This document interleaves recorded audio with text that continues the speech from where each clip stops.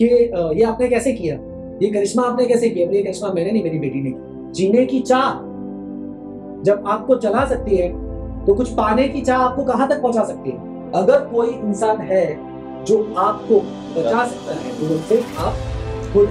परछाई बोल रही है, जब आप अंदर से मोटिवेट होते हो ना तो परछाई बोलते हैं कि भैया जा, ये कर। और ये सारी चीजें कहां से निकलती है? अंदर से। खुद को मोटिवेट करना पड़ेगा।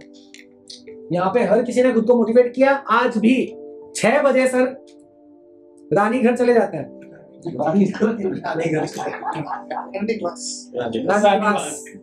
है ना, हम तो बच्चे हैं, तो ऐसे ही वर्ड यूज करते हैं। 6 बजे सर चले जाते हैं। उन्होंने खुद को मोटिवेट किया कि आज मैं 8 बजे तक कुछ घंटे अपनी रानी से दूर रहूं। बट खुद को मोटिवेट किया वो करने के लिए, तो सर यहाँ पर है।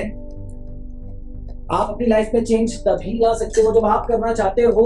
कोई दूसरा आदमी आपकी लाइफ में चेंज नहीं ला सकता, कभी नहीं ला सकता। एक छोटी सी स्टोरी है, मैं आपको एक बात बताऊं। एक छोटी सी बच्ची है, वो बच्ची अपने हाथ में मिट्टी का गुल्लक लेकर मेडिकल स्टोर में जाती है, और मेडिकल स्टोर पे ऑलरेडी बहुत सारी भीड़ लगी हुई है, और वो बीच में आवाज देने लगी। उसकी आवाज को सुन नहीं रहा, कोई भी नहीं सुन रहा। तो उसने क्या किया, थोड़ा नहीं, उसने जोर से उस टेबल पे अपने गुल्लक को रखा। उसकी आवाज से सब लोग शांत हो गए। मेडिकल स्टोर वाले ने उससे पूछा कि बेटा आपको क्या चाहिए। उसने उतनी ही मासूमियत से कहा कि मुझे करिश्मा चाहिए। करिश्मा क्या चाहिए? मुझे करिश्मा चाहिए। आप इस गुल्लक में बहुत सारे पैसे हैं, आप ये पैसों को ले लो और मुझे करिश्मा दे दो। सब लोग अचंभे से उसको देख रहे थे, सुन रहे थे। एक आदमी ने उससे पूछा कि बेटा आपको करिश्मा क्यों चाहिए? तो उसने बताया कि मेरा भाई कुछ दिनों से बीमार है, और मम्मी पापा को कल मैंने बात करते हुए देखा कि उनके पास इलाज करवाने का पैसा नहीं है, उनकी इलाज करवाने का पैसा नहीं है, और उसे अब कोई करिश्मा ही ठीक कर सकता है। वो अपने गुल्लक को लेके करिश्मा चले जाती है। उस आदमी ने उससे पूछा बेटा कितने पैसे हैं आपके पास?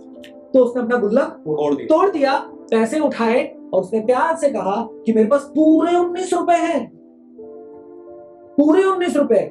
उस आदमी ने वो सारे 19 रुपए लिए, गिने, अरे वाह बेटा आपके पास तो पूरे 19 रुपए हैं, इतने का ही तो आता है करिश्मा। वो उस बच्ची को लेकर गया, उससे पेरेंट्स से मिला, उसका इलाज किया, और वो 19 रुपए में ठीक हो गया। वो जो बंदा था वो डॉक्टर था, जिस समय वो वहां खड़ा था वो डॉक्टर था, न्यूरोसर्जन डॉक्टर था। उसने उसी 19 रुपए में उसका इलाज किया। What is the learning in this story? क्या वो माँ बाप नहीं कर सकते थे?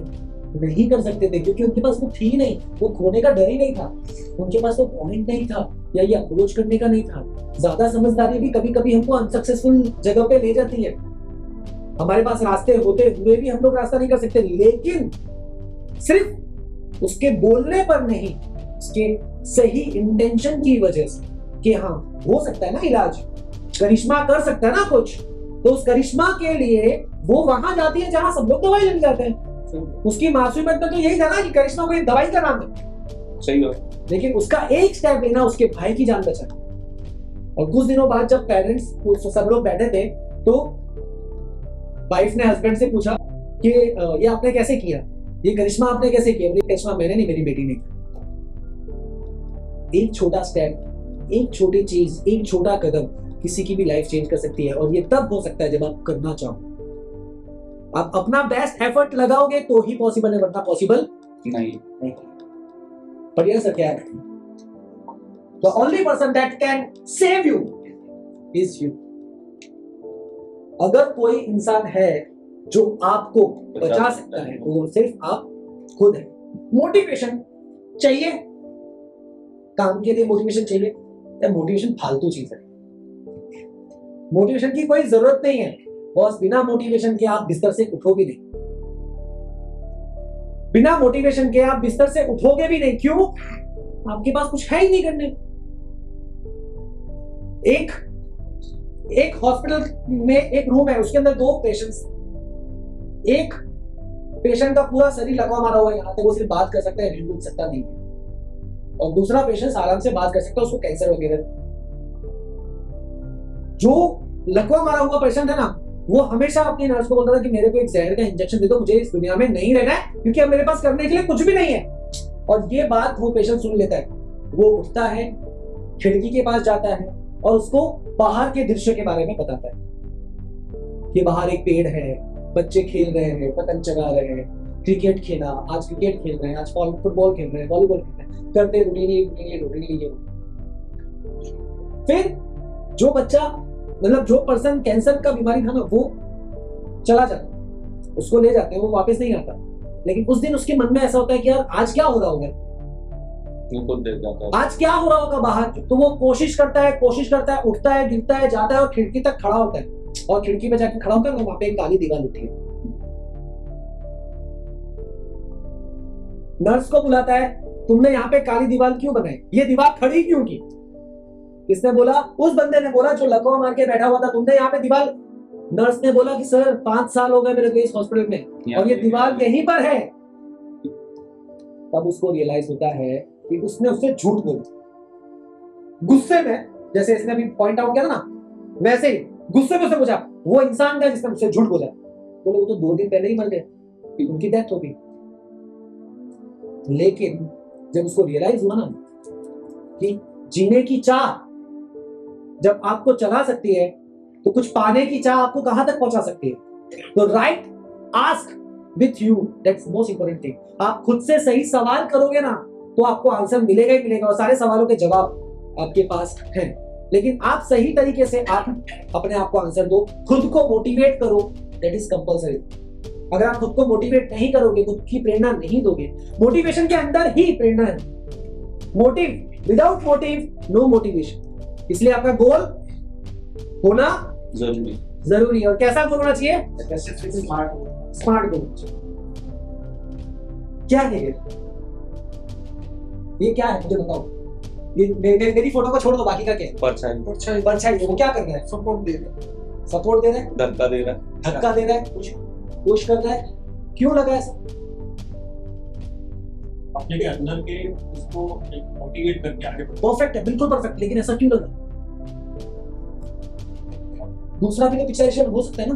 अभी खींच रहा है, परछाई वैसे ही पड़ रही है नहीं, लेकिन खींच भी तो सकता है। हाँ, वो भी सकता है। अपनी स्टोरी खोल के बताया, उसके बाद ही पिक्चर आपको मिलेगी। अभी हम जिस मूड में बैठे हैं ना, इस मूड की वजह से यू आर थिंकिंग कि ये सपोर्ट करो, धक्का दे रहा है, मोटिवेट कर रहा है। हम खुद को मोटिवेट कर सकते हैं। एक बात के बाद दूसरी बात आती है तो आपको समझाने की जरूरत नहीं है, आप खुद समझ जाएंगे। ये नेचर है। आपने एक मशीन बेची ना, खुद ब खुद दूसरी मशीन बिक जाएगी, बेचने की जरूरत नहीं है। ये नेचर है। आपने एक की लाइफ चेंज की ना, दूसरे की लाइफ ऑटोमेटिकली चेंज हो जाएगी। क्यों? क्योंकि ये नेचर है। आप जिस नीयत से खाना खाते हो ना, वैसे ही आपका पेट होता है। आप खाने के बाद आराम करने की नीयत सिर्फ, नीयत मतलब सोचना, मानना कि भाई मैं खाना खा के तो आराम करूंगा, खाना खा के आराम करूंगा मतलब पेट निकले। खाना खा के काम करूंगा, कभी पेट नहीं निकले। सिर्फ सोचने में इतनी ताकत है, सिर्फ सोचने में, सिर्फ नियत करने में कि मेरे को चेंज करना है। किसी ने ठान लिया ना कि मेरे को चेंज करना है, वो जिंदगी चेंज कर सकता है।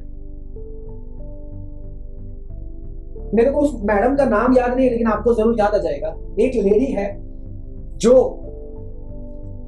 ट्रेन में सफर कर रही थी और कुछ बदमाशों ने उसकी गोल्डन चेन को छीनने की कोशिश की और उसने नहीं दी। क्यों? क्योंकि वो अच्छी स्पोर्ट्समैन थी। Is a very good national volleyball player, बहुत अच्छी वॉलीबॉल प्लेयर थी। छीना झपटी के अंदर वो ट्रेन से गिर जाती है और ट्रेन से उनका पैर कट जाता है, एक पैर कट जाता है। रात का सफर था, 8 बजे वो गिरती है, सुबह 8 बजे तक बहुत सारी ट्रेन जाती है, वहां से हिल नहीं पाती, झपटती है, यहाँ जाती है, लेकिन वो और एक बार नहीं करता पैर, बार बार करता है, दोनों हड्डियां चूर हो जाती है। सुबह में वहां से जो जाता ना, गाय वाले बकरी वाले वो सब घूमते वहां पे, तो वहां से किसी ने उनको देखा, उनको उठाया और हॉस्पिटल ले गए। जब ठीक हुई थोड़ी सी, तो आर्टिफिशियल लेग उनको लगाया, एक पैर में रॉड था और एक पैर में आर्टिफिशियल लेग था। वो डिसाइड करने के बाद बोले उसके माइंड में नेगेटिविटी, बंदर कि अब तो कुछ नहीं कर सकती, सही हो, अब तो कुछ नहीं कर सकती, चुपचाप ये कर ले, वो कर ले, ऐसा कर ले, वैसा कर ले, घर में बैठी तो कोई जरूरत नहीं है, कुछ नहीं कर सकती, तेरी जिंदगी बर्बाद होगी, ये होगी, सारे साइड से नेगेटिविटी। उस बंदे ने क्या बोला था, मेरे को एवरेस्ट चढ़ना है, मेरे को एवरेस्ट चढ़ना है। और वो एवरेस्ट चढ़ने के लिए जब उसने आस रखी ना, तो लोगों ने बोला एक पैर तेरा टूटा हुआ, दो पैर नहीं, दूसरे में दो पैर वाले चढ़ नहीं पाते, तो ये करेगी चुपचाप जॉब ले ले कहीं पे, शांति से बैठ के काम कर। वो जाती है ऐसे पर्सन के पास जो ऑलरेडी लोगों को एवरेज चढ़ाने की ट्रेनिंग देते हैं, और जब उनके पास जाती है ना, find a right person, find a right person, उसने उसके पास गई और उसने जाके जब बोला ना कि मेरे को एवरेस्ट चढ़ना है, लेकिन सब लोग मना कर रहे हैं, बोले सब लोगों की छोड़, तू ऑलरेडी एवरेस्ट चढ़ चुकी है, जिस टाइम पे तुमने ये सोचा ना कि तुझे एवरेस्ट चढ़ना है, उसी टाइम पे तू जीत चुकी थी, उसी टाइम पे तू एवरेस्ट चढ़ चुकी थी, अब तेरा सिर्फ फिजिकली जाएगी और कुछ नहीं, अब तू सिर्फ फिजिकली जाएगी। उसके बाद वो ट्रेनिंग की, उसने ट्रेनिंग की स्टोरी, ट्रेनिंग में कुछ ऐसा हुआ जब उसने स्टार्ट किया ना, खत्म नहीं हो गए लोग, 1 घंटे में खत्म कर रहे हैं, एक स्प्रिंट मारने में उसको 3 घंटे 4 घंटे लग रहे हैं, सब लोग हंस रहे हैं, बोले इससे नहीं होगा, क्यों तकलीफ में जी लिया। उस दिन से उसका गोल क्या होता है, मुझे सबसे पहले पहुंचना है, मुझे सबसे पहले पहुंचना है। और उसके बाद उसकी जो जर्नी शुरू हुई आगे बढ़ने की, वो आज बहुत सारे लोगों को इंस्पायर कर रही है। वो 5वें दिन, 6ठे दिन, 7वें दिन उसने कभी हार नहीं मानी और बैक टू बैक उसी के ऊपर वर्क करती रही, और वो आगे गई और आगे चलने के बाद टीम लीडर बनी उन लोगों की जिनके दोनों पैर थे। परछाई बोल रही है, जब आप अंदर से मोटिवेट होते हो ना, तो परछाई बोलते कि भैया जा, ये कर। क्यों सिलेक्ट किया, इसके पीछे एक रीजन है, कभी कभी आपकी बॉडी हार मान जाती है, लेकिन आपका गोल जो होता है ना, गोल वो आपसे कुछ भी करवा लेता है। सबसे ज्यादा वजन उठाने वाला इंसान कौन दुनिया में, सबसे ज्यादा ताकतवर, सबसे ज्यादा वजन उठाने वाला कौन, वो माँ जिसका बेटा ट्रक के नीचे आ गया, उसने पूरा ट्रक उठा लिया बेटे को बचाने के, भरा हुआ ट्रक, खाली नहीं भरा हुआ ट्रक। क्यों, क्लियर था, नहीं उठाया मेरा बच्चा, इस लेवल की अगर अपन कोशिश नहीं करेंगे तो अचीव नहीं करेंगे। ऐसी फीलिंग्स लानी बहुत जरूरी है। एक्शंस